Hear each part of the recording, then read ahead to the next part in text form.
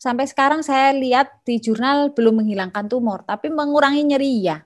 Jadi harus secara holistik terapinya. Jadi kalau satu waktu kambuh lagi, ya mungkin saja kalau penyebabnya tumor. Jadi bekam sekali itu bukan berarti sebuah penangkal petir yang satu kali bekam terus nggak lagi nyeri selamanya, tidak. Jadi harus dievaluasi nyerinya penyebabnya apa sehingga menyebabkan nyerinya berulang gitu.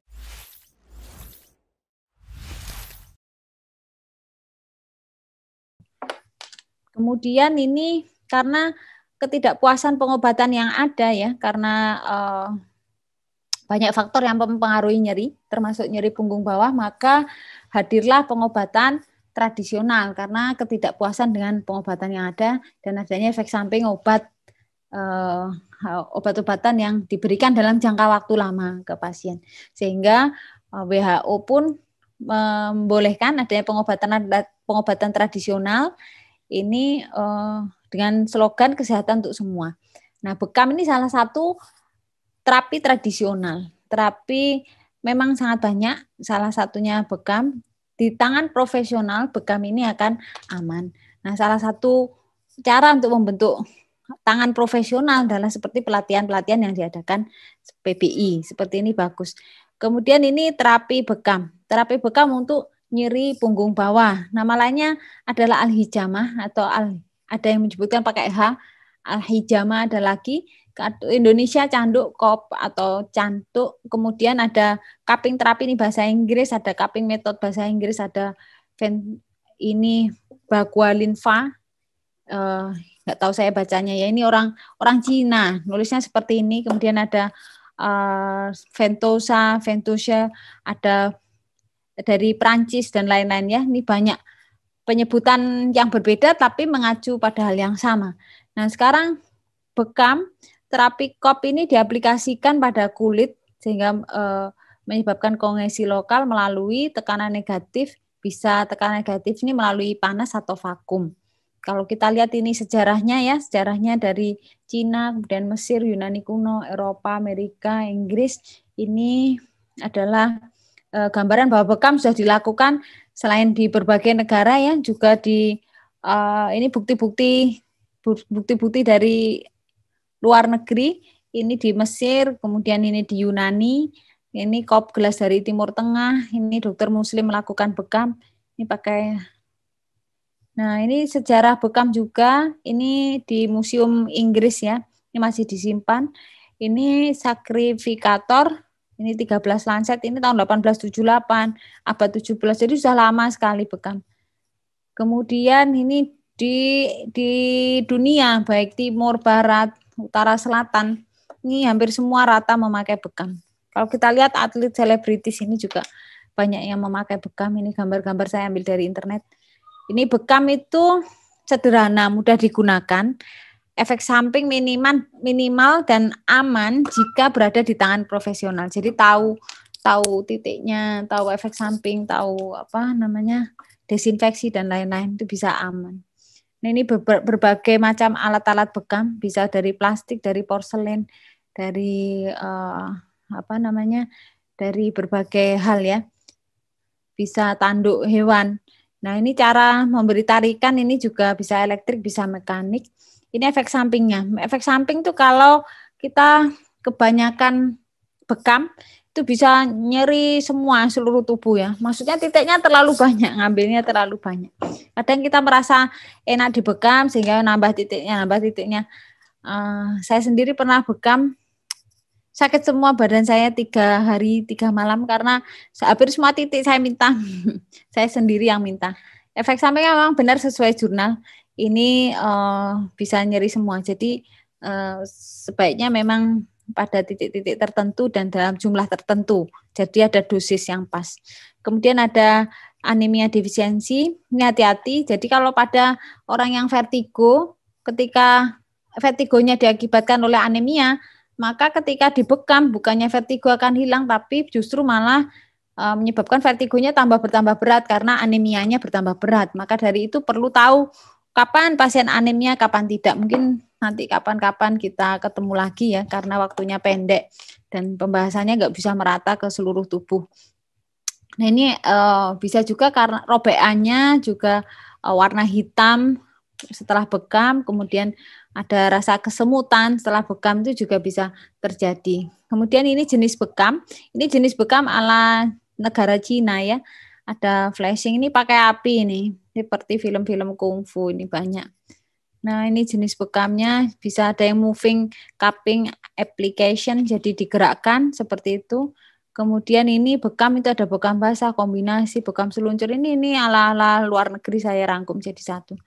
Nah, namun kita nanti akan fokus ke bekam sunnah karena bekam sunnah itu lebih ke bekam basah. Kalau secara teori jurnal memang bekam basah itu lebih efektif dibandingkan dengan bekam kering. Maka saya beri tanda ini ke arah bekam basah lebih dipilih. Nah, bekam basah itu ada dua, ada yang puncture cupping, jadi langsung ditoreh kemudian dikop. Ada juga yang cupping puncture cupping, jadi dikop dulu, kemudian ditoreh, kemudian dikop lagi. Nah, yang disebut hijamah itu yang cupping puncture cupping. Nah, ini gambarnya, ini bekam kering kalau tidak keluar darah, ini yang bekam basah. Tentu para praktisi bekam sudah kenal ini dengan baik. Nah, kalau secara teori bekam basah lebih baik dibandingkan dengan bekam kering gitu. Jadi tidak membuang zat toksik kalau si bekam kering ini, namun dia hanya memindahkan dari titik tertentu. Jadi enggak lagi ngumpul di situ gitu. Tapi kalau bekam basah itu sampai mengeluarkan zat toksik dari tubuh. Nah, ini Rasulullah Shallallahu alaihi wasallam, Allahumma sholli alaihi, ini memuji bekam. Disebutkan kesembuhan itu ada 3 hal, minum madu, bekam, dan kai atau sundutan api. Aku melarang umatku untuk berobat dengan kai dan lain-lain ya, ini banyak ini. Nah, ini orang luar negeri, namun menyebutkan di sini Nabi Muhammad ini memuji bekam, jadi merekomendasikan bekam gitu. Ini dalam sebuah jurnal. Ini siapa namanya ini Sunlin ya. Mungkin ini fotonya si Sunlin yang pertama ini pengarang. Ini juga menyebutkan kata Rasulullah Muhammad ini yang merekomendasikan bekam. Ini prosedur bekam. Prosedur bekam itu ada sebelum bekam, jadi dilakukan alkohol swab, dibersihkan dulu kulitnya, kemudian memakai cup yang steril, divakum, kemudian memakai surgical blade, kemudian dilakukan penorehan. Sebelum penorehan dilakukan cupping dulu ya. Jadi disiapkan dulu surgical blade-nya. Ini persiapan. Kemudian dilakukan cupping, kemudian dipuncture, cupping lagi. Ini yang lalu sudah saya terangkan. Mungkin bisa lihat di rekaman. Ini beberapa titik. Jadi titiknya banyak sekali ya. Bisa ini di punggung banyak sekali. Ini enggak harus segininya. Ini bisa capek semua tadi yang saya bilang kalau kebanyakan memberikan bekam. Mending sedikit-sedikit tapi beberapa kali dan dalam waktu tertentu. Ini yang titik hijama ya, nanti titik bekam. Titik bekam ini ada punggung, ada di mana-mana, intinya seluruh tubuh bisa dibekam. Nah, ini titiknya juga titik akupuntur, titik area nyeri, titik ASI, titik macam-macam. Nah, salah satunya yang Rasulullah jatuh dari pelana kuda itu dibekam di area nyeri. Nah, kita bisa membekam di area nyeri pada nyeri punggung bawah. Ini 7 titik hijama. Nah, ini sudah mengerti semua, ada kahil dan lain-lain. Nah, ini titik bekam saya pada model tikus yang pernah saya lakukan. Kemudian mekanisme nyeri, penurunan nyeri pada nyeri punggung bawah ya, bekam pada nyeri punggung bawah. Ini kalau secara umum bekam itu tidak hanya meredakan nyeri punggung bawah, tapi bisa untuk nyeri kepala, untuk nyeri leher, kemudian ada trigeminal neuralgia, ada postherpetic neuralgia, ada osteoartritis, rheumatoid arthritis, gouty arthritis, ada nyeri-nyeri pada atletik ya, pada atlet, kemudian ada fibromialgia, ada nyeri untuk menstruasi, kemudian ada mastitis, nyeri payudara, kemudian nyeri dada, ada brachialgia parestetika nocturna, ada nyeri otot. Termasuk di atas, yang paling atasnya ada low back pain. Di dalamnya ada namanya HNP atau nama lain sciatica ya, nyeri punggung bawah. Nah, ini efektif terapi bekam untuk menurunkan ini neck pain dan shoulder pain. Kenapa saya masukkan? Karena spine itu tulang belakang itu tidak hanya punggung bawah, tapi juga leher dan bahu, leher yang sarafnya bisa menjalar sampai ke bahu. Jadi benernya kalau karena usia, kalau karena usia atau degeneratif biasanya nyerinya tidak hanya di punggung bawah, tapi karena tulang-tulangnya sudah banyak yang berubah. Tulang mulai dari leher sampai tulang ekor tuh perubahannya bisa jadi ada, sehingga nyerinya tidak hanya di nyeri punggung bawah. Cuman yang terbanyak memang areanya di punggung bawah terkait mobilitasnya yang tinggi.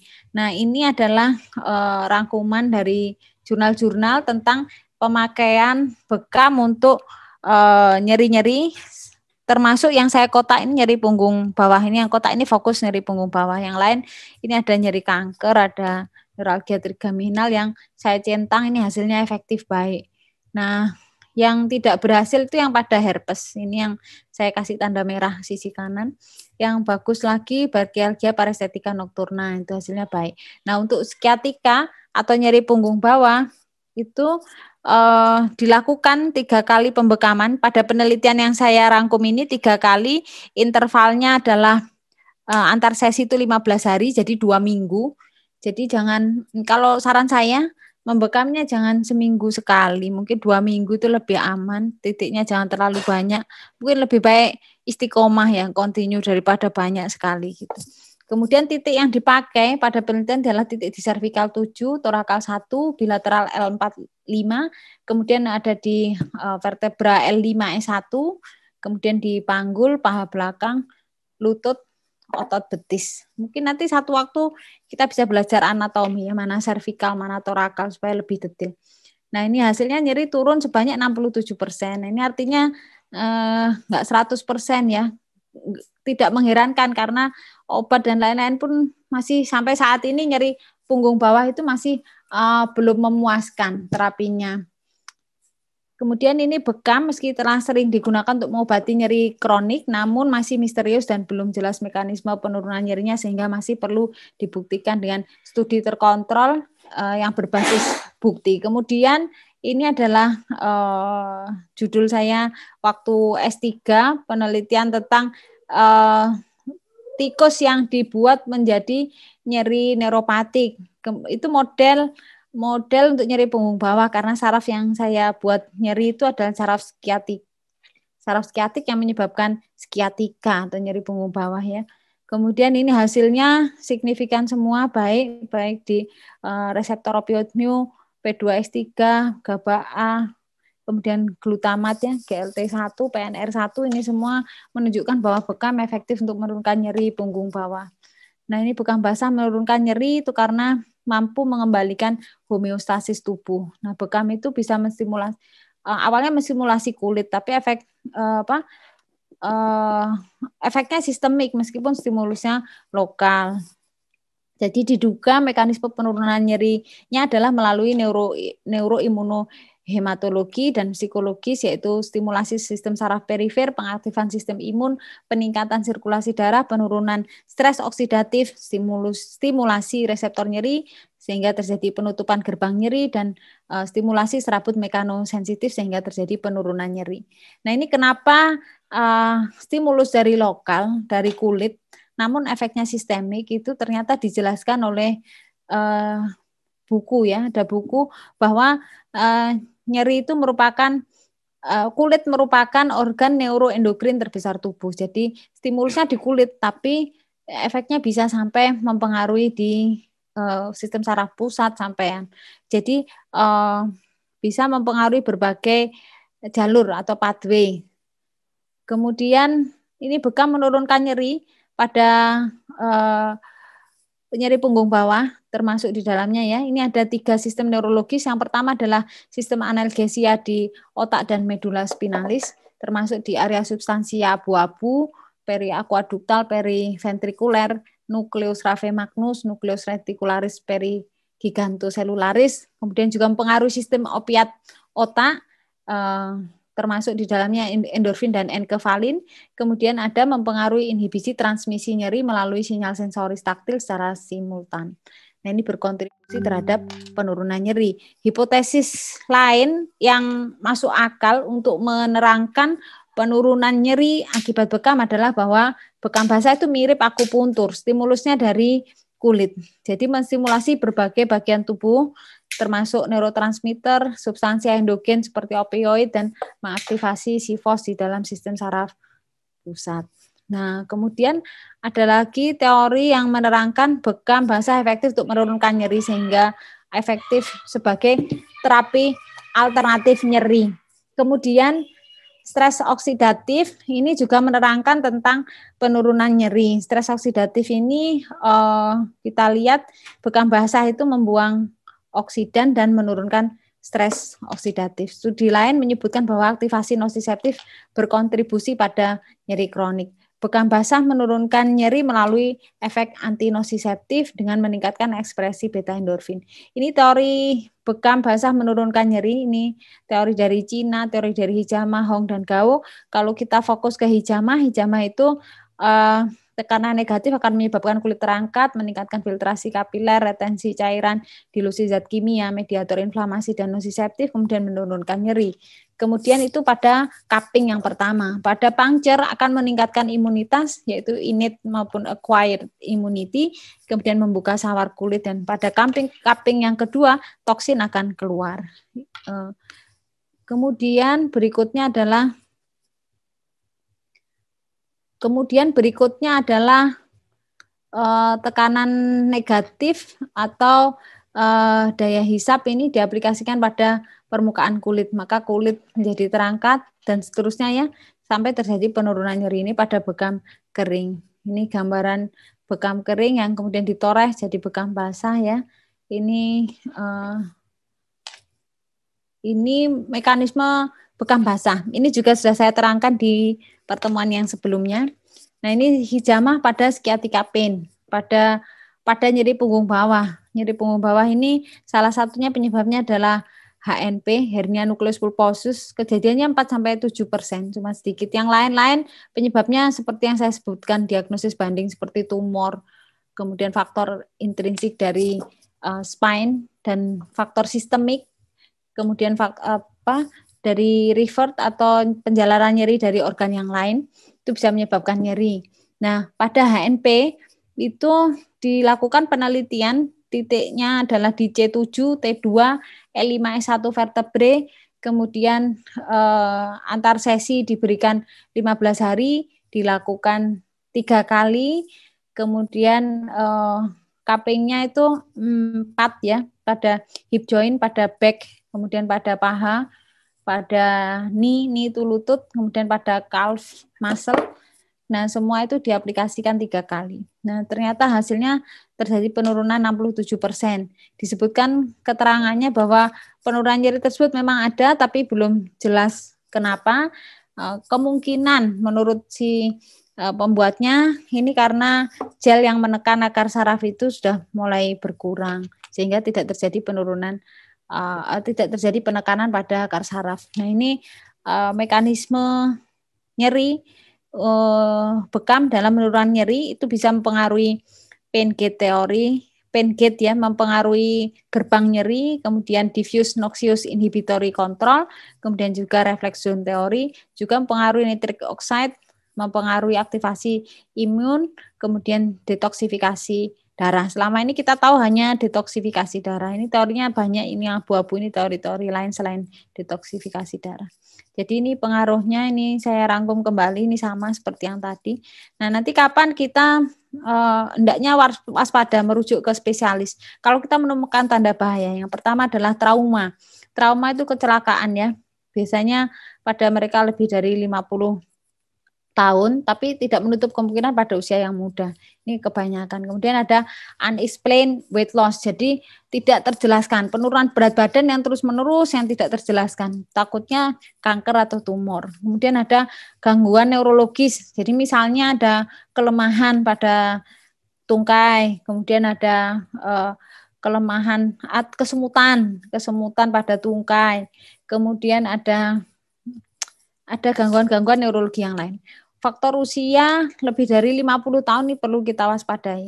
Kemudian panas nyeri punggung bawah disertai panas itu juga kita harus waspada, takut ada sesuatu mungkin infeksi kayak spondilitis TB gitu, biasanya nyeri punggung bawah disertai panas. Kemudian ada penggunaan obat-obatan intravena, kemudian penggunaan steroid jangka panjang, jadi hati-hati.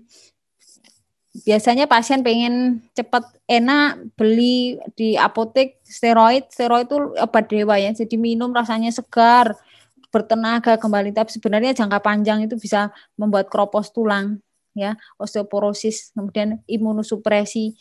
Nah, biasanya kalau minum steroid jangka panjang itu ada full moon face ya, bengkak wajahnya, kemudian ada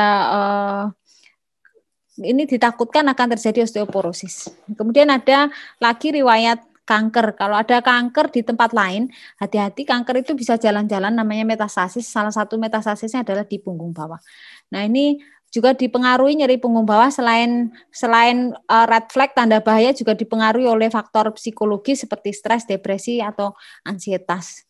Kemudian ini adalah red flag yang membuat yellow flag. Yellow flag itu bukan lagi tanda bahaya, tapi faktor yang menyebabkan nyeri punggung bawah ini berkepanjangan akibat psikis dari pasien. Jadi tidak puas atas pekerjaan yang ada konflik, kemudian emosional problem seperti depresi, ansietas, kecemasan, kemudian ada nyeri secara umum seperti nyeri kepala, capai semua, geliang, ini juga mempengaruhi nyeri punggung bawah. Kemudian ada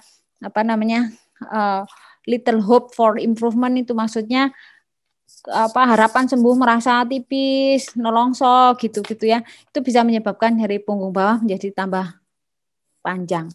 Nah, kesimpulannya adalah bekam sebagai salah satu terapi nyeri alternatif untuk nyeri punggung bawah. Salah satu ya, jadi bukan satu-satunya pengobatan nyeri punggung bawah, tapi harus lihat secara holistik. Kalau dia anemi, ya obatnya bukan bekam, tapi di transfusi. Kemudian kalau tumor, ya harus dikeluarkan tumornya supaya menghilangkan penekanan tumor ke tempat tertentu yang menyebabkan nyeri. Nah, kalau otot, nyeri otot capek semua seperti capeknya atlet atau kita yang mungkin banyak aktivitas, maka bisa menyebabkan bekam ada tempatnya di sana, bisa membantu. Pada tumor juga membantu, tapi sekedar sampai saat ini yang ketemu di jurnal buku-buku itu menurunkan nyeri tapi tidak sampai menghilangkan tumornya. Kemudian kesimpulan berikutnya adalah bahwa bekam efektif untuk menurunkan nyeri punggung bawah baik pada manusia maupun model hewan. Mungkin demikian.